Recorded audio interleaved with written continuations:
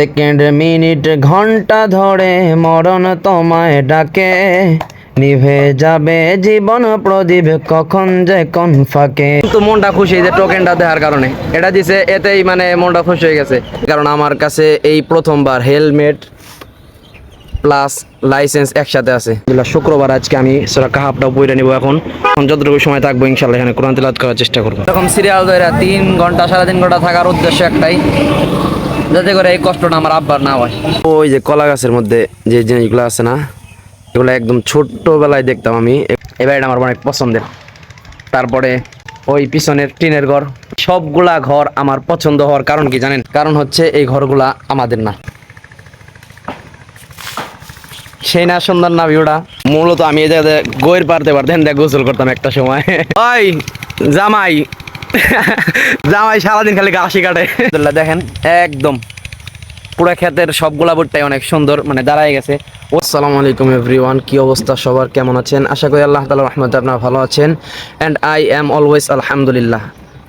আজকে হচ্ছে 10 এপ্রিল, রোজ শুক্রবার। অনেকদিন পরে বাড়িতে আসছি। আর আজকে বাড়িতে আসার পরে আমি আবারও বাইকটা নিয়ে গোয়িং তেল ভরার জন্য। আর আজকে একটু সুবিধা হয়েছে, কারণ আমার কাছে এই প্রথমবার হেলমেট প্লাস লাইসেন্স একসাথে আছে। বাট লাইসেন্সটা আমার না, কারণ আমি এখনও ড্রাইভিং লাইসেন্স করি নাই। তো আজকে দেখি আমার সাথে কি আচরণ হয় বা কতক্ষণ সময় লাগে আমার তেল নিতে। আলহামদুলিল্লাহ আজকেও পেয়ে গেছি। আজকে 10টা বাজে আসলাম। এটা আবার অন্যটা আমাকে সিঙ্গারেরটা, এটার মধ্যে এসে পড়লাম। দেখি কতক্ষণ লাগে। 10টা বাজে। আজকে আবার হেলমেট নিয়ে আসি। সামনে একটা পুলিশও দেখছি, কতক্ষণ হেলমেট পরে আসছিলাম পুলিশ দেখে। সকালে বাড়িতে বসে বসে অনেক মানুষকে ফোন করছিলাম যে তেল দেয় কিনা, কেউ সঠিক একটা তথ্য জানাইতে পারে নাই। সকালবেলা যদি আমি এখানে দেখার জন্য আসতাম, তাও আমার সুবিধা হয়তো, অনেক আগে যাইতে পারতাম। এখন 10:30টার মতো বাজে। জুমার আগে যদি যাইতে পারি তাহলে আলহামদুলিল্লাহ অনেক ভালো। অনেক লস হয়ে গেল আর কি আগে না আইসা। আবার অনেক বেশি রোদ, এই জন্য খারাপ লাগতেছে। কতবার আইসা আফসোস করছিলাম যে এখানে আসলে আরেকবার চিপ টিপ নিয়ে আহুম, খাওয়া লিয়া কিছু নিয়ে আহুম। এগুলো আমি সব ভুলে গেছি। শুধুমাত্র আমার মোবাইল একটু বেশি করে চার্জ দিয়ে নিয়ে আইছি। আর একটা কাম করছি, খালি গামছাটা নিয়ে আইছি। আর বাড়তি কিছু নাই। ভুলে আমি বাড়তি টাকা পয়সাও আনি নাই। কত কষ্ট লাগতেছে এখন আমার। 1000 টাকার নোট আনছিলাম, এটা দিয়ে পানি খেবার গেছি, দোকানে ভাঙতে দিব না। সেটা ভাঙে আবার 500 টাকা করে করছি, তাও দেয় না। মানে কি এক বিপদে করছি আমি। এই যে পাঞ্জাবিটা চেঞ্জ করে আইছি তো আসার সময়, এখন কিছু খাওয়াও পারতেছি না, খারাপ লাগছে। আলহামদুলিল্লাহ একটা কথা শুনে একটু ভালো লাগলো। মানে এখন হয়তো তেলের শেষ দিকে, সিরিয়াল তো আর অনেক বড়, ঠিক আছে? এই কারণে যে কয়টা বাকি আছে, মানে যে কয়জন পাইবো তাদেরকে টোকেন দেওয়া হইতাছে। আমাদেরকে গুইনা গেল, এই জন্য একটু মনটা ভালো লাগতেছে। মানে তেলটা পামু, টোকেনটা দেয় কিনা। আলহামদুলিল্লাহ ওই যে টোকেন নিয়ে আইসা পড়ছে, এই পর্যন্ত আইসা পড়ছে। পাইয়া যাবো আলহামদুলিল্লাহ ইনশাল্লাহ। তেল পাইতে হয়তো এখনো আরো 1 ঘন্টা বা আধা ঘন্টার মতো লাগতে পারে, কিন্তু মনটা খুশি যে টোকেনটা দেওয়ার কারণে এটা দিছে, এতেই মানে মনটা খুশি হয়ে গেছে। আরো 1 ঘন্টার রোদের মধ্যে খাওয়া থাকতে কোনো সমস্যা নাই। কারণ পিছনে যে মানুষগুলো এখনো আছে না, তারা পাইবো কি না পাইবো এটা নিয়ে একটা সম্ভাবনা আছে এখনো। আলহামদুলিল্লাহ আমি একটা এরকম জায়গা খুঁজতেছিলাম, মানে যেখানে পানি থাকবো। এই যে এখানে পানি আছে। আজকে শুক্রবার, আমার মনে মনে এখানে দাঁড়ায় কোরআন তিলাওয়াত করার ইচ্ছা ছিল, বাট আমার ওযু ছিল না। এখন ওযুটা করে নিলাম। আলহামদুলিল্লাহ শুক্রবার আজকে আমি সূরা কাহাফটা বইটা নিব। এখন শুরু করে দিয়েছি অবশ্য। আরো এখন যতটুকু সময় থাকবো ইনশাল্লাহ এখানে কোরআন তিলাওয়াত করার চেষ্টা করব। আজকে ভাবছিলাম একটু আগে পামু, আজকে 3 ঘন্টা 6 মিনিট পার হয়ে গেল। অবশ্য পাইতাম যদি কোনো ধরনের 2 নাম্বারই দুর্নীতি না হইতো। এই কিছুক্ষণ আগে এই জায়গাতে সব মানুষ চলে গেছিল, যাওয়ার পরে দুর্নীতি হইতেছে। পুলিশ নাকি জনগণের সেবা করবো, তারা ওই 2 নাম্বার লোকের সেবা করতেছে। বড় লোক টাকা টোকা নিয়ে ওই দিক দিয়ে উল্টা রাখ দিয়ে লাইন ধরাই দিছে। 1000 টাকা করে নাকি ওই উল্টা দিক দিয়ে দিতেছে। এবার শুনলে কষ্ট লাগে না তখন দাঁড়া থাকার পর। সিরিয়াল ধরে 3 ঘন্টা 3.5 ঘন্টা থাকার উদ্দেশ্য একটাই, যাতে করে এই কষ্টটা আমার আব্বার না হয়। শুক্রবার যদি জুমার নামাজটা মিস হয়ে যায় তাহলে তো অনেক বড় মিস হয়ে যাবে। নামাজ মিস করে আলাই, বিশাল ক্ষতি। আলহামদুলিল্লাহ 3.5 ঘন্টা সিরিয়াল ধরার পর সিঙ্গার মসজিদে নামাজ শেষ করে এইমাত্র বেরোলাম। এর মধ্যে যে জিনিসগুলো আছে না, এগুলো একদম ছোট্টবেলায় দেখতাম আমি। এগুলো হলো কে বানায় আমি জানি না। দেখতাম যে নিচ দিয়ে যে ব্যাং ডাকতো, পরে যে গাছের মধ্যে এগুলো হয়তো মানে ফেনার মতো আটকে রয়েছে। এগুলো কি এখন পর্যন্ত আমার ভালো তথ্য নাই এটা সম্পর্কে। আসসালামু আলাইকুম এভরিওয়ান। এখন হচ্ছে আসরের নামাজের পর, আর এই সময় আমি আসলাম আমার খালাগো বাড়ি। এখন আলহামদুলিল্লাহ মনটা একটু ভালো। অনেক কষ্ট হয়েছে, প্রায় 3.5 ঘন্টা দাঁড়াইছিলাম।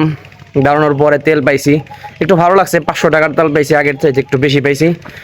বাট একটা ঝামেলা হয়ে গেছে কি জানেন, অনেক কষ্ট করে তেল পাইয়া হুন্ডাটা যখন বাড়িতে এনে রাখছি, রাখার পরে হুন্ডাটা এমন জায়গায় রাখছি যে জায়গা দিয়ে আমাদের মোটরের পাইপ দিয়ে পানি যেতেছিল, মোটরের একটু পাইপে একটু টেরা ছিল, টেরা থাকার কারণে ওইখানে একটু পানি পড়ছে, পানি পড়ার কারণে ওই জায়গার মাটিটা নরম হয়ে গেছে, নরম হওয়ার কারণে হুন্ডার স্ট্যান্ডটা ওইখানে ডাইবে, হুন্ডাটা পইরা হুন্ডার মাথা গেছে ভাঙ্গে। এটা আমি বললাম আর কি, এরকম হইতেও পারে, আবার এরকম নাও হইতে পারে, কারণ ওইখানে কয়েকজন পোলাপান ছিল যারা নিয়মিত আমাদের হুন্ডায় বসে ওইখানে করে, তারা হয়তো হুন্ডায় বসছিল, যার কারণে হুন্ডাটা পড়ে গেছে, মাত্রা ভেঙে গেছে, এমনটাও হতে পারে, আবার নাও হতে পারে। যাই হোক, মানে একটা উপকার হয়ে আর একটা অপকার হয়ে গেছে। আর এখন মেন কথা কই, মনটা এখন একটু ভালো লাগতেছে, খুশি লাগতেছে, যদিও আমি এখন এইখানে এই সময় থাকার কথা না, আমার মাদ্রাসায় চলে যাওয়ার কথা ছিল, বাট মনটা একটু খুশি করার জন্য রয়েছি, মানে নিজের পাপের শাস্তি নিজের দিতেছি। যাই হোক, মেন কথা কই, এই যে পাশের যে বাড়িটা আছে না, এই বাড়িটা আমার অনেক পছন্দের। তারপরে ওই পিছনের টিনের ঘর, ওইটাও আমার পছন্দের। এমনকি আমি যে জায়গাটায় দাঁড়ায় আছি, এই ঘরটাও আমার অনেক পছন্দের। এখন এই সবগুলা ঘর আমার পছন্দ হওয়ার কারণ কি জানেন? কারণ হচ্ছে এই ঘরগুলা আমাদের না। মানে কাহিনী হয়েছে, আমাকে ঘর ছাড়া, আমাকে বাড়ি ছাড়া না, মানুষের ঘর মানুষের বাড়ি আমার কাছে খুব ভালো লাগে, আমার ঘর আমার কাছে তো ভালো লাগে না। রাস্তাঘাটে অনেক বাড়ি টাড়ি দেখি, তখন আমি আমার বাইস্তারে কই যে আমার কাছে এই বাড়িটা অনেক ভালো লাগছে, এই ঘরটা অনেক ভালো লাগছে। এমনিতে আলহামদুলিল্লাহ এটা ভালো হওয়ার অনেকগুলো কারণ আছে, কারণ এই যে এই জায়গা থেকে মনে করেন সামনের পরিবেশটা অনেক সুন্দর, অনেক ভালো লাগে দেখতে। আর এখানে একজন লোক আছে, যে হলো আমার ভাতিজা, যারা আপনারা আমার অনেক ভিডিওতে দেখছেন, কিন্তু আজকে থেকে, এরপর থেকে ওরে হয়তো আমার ভিডিও তো আর দেখবেন না, ছবিতেও আর দেখা যাবে না, কারণ ওর সাথে আমি আর ছবি টবি তুলুম না, চেষ্টা করুম বিরত থাকার। তারপরে যদি তুলে রাখি ওটা আমি আমার মোবাইলে রাখুম, কোনোদিন আর মানে স্টোরি বা আপলোড করার থেকে বিরত থাকুম। ও, কারণ এটার একটা প্রাইভেসি আছে। মূলত এই সমস্ত কারণে আমার মনটা খারাপ ছিল, আমি একটা ভুল করছি অনেক বড়। সেই ভুলটা হলো, আমি আমি আসলে আমি মানুষটাই এমন, আমি সব ধরনের মানুষের সাথে মিশতে ভালোবাসি, সবার সাথে চলাফেরা করি। তো এই সবার সাথে চলাফেরা করাটা এটা সবাই ভালো চোখে দেখে না। যেমন আমি একদম ছোট বয়সের ছেলেদের সাথে চলাফেরা করি, এটা আমার ভালো লাগে, আন্তরিকতার সাথে, মানে ভালো লাগা থেকে আমার এটা ভালো লাগে। সবার তো সব কিছু ভালো লাগে না। আবার একদম বড় মানুষের সাথে চলাফেরা করি, মানে সব লেভেলের মানুষের সাথে চলাফেরা করতে ভালোবাসি, সবার সাথে মিশতে ভালোবাসি। কিন্তু এই সবার সাথে মিশা, সবার সাথে চলাফেরা করাটা সবাই পছন্দ করে না, যার কারণে গতকালকে হুজুর আমার সাথে অনেক মন খারাপ করছেন যে ছোটো আমাদের সাথে কেমন তোমার চলাফেরা, এগুলো ভালো না। মানে আমার মিন করে বলে নাই, সবারই বলছে যে এরকম চলাফেরা নিষেধ। তো যার কারণে আমার মনটা অনেক বেশি খারাপ হয়ে গেছে। তো তারপর আমি নিয়ত করছি, আমার ফোনে যতগুলো ছবি ছিল 18 বছরের নিচে কোনো ছেলের সাথে যদি আমার ফোনে ছবি থাকে, সব আমি ডিলিট করে ফেলাইছি গতকালকে। ফেসবুকের তিনটা প্রোফাইল, কভার পিকচার সব ডিলিট করে ফেলাইছি। মানে আমার মোবাইলে আমার ছবি ছাড়া বা অতিরিক্ত কারো ছবি টবি নাই। ওইরকম নিয়মিত মুইলা ছবি স্টোরি দিমু, ওইগুলা থেকে আমি বিরত থাকার চেষ্টা করবো ইনশাল্লাহ। ঠিক আছে, দোয়া করবেন। পুরান বাড়ির ওইখানে গেছিলাম না, তখন সাপ দেখছি। তো যার কারণে এই যে খালা গোবারের এখানে আইসা এই দিক দিয়ে আসতে এখন আমার ভয় লাগতেছে। এই কি জঙ্গল ভাই, এদিক দিয়ে ওই খালা গোবারের প্রথমে ঢোকার সময় ওই জায়গাটা দিয়ে ঢুকতে আমি ভয় পাইছি, কারণ অনেক বেশি জঙ্গল, যার কারণে ওই দিক দিয়ে ঘুরে ফাঁকা জায়গা যাইছি। এখন এই জায়গাটা যাইতে আমার একটু ভয় লাগতেছে। এই জায়গাটা যা মহিন্দা দিই কত জঙ্গল, আল্লাহ বাঁচাক। এই জায়গায় অনেক একটা বড় সাপ আছে, ওই সাপের সাথে এখন পর্যন্ত আমার কোনোদিন দেখা হয় নাই, যার কারণে এখন পর্যন্ত আমি এই জায়গাটা চলাফেরা করি।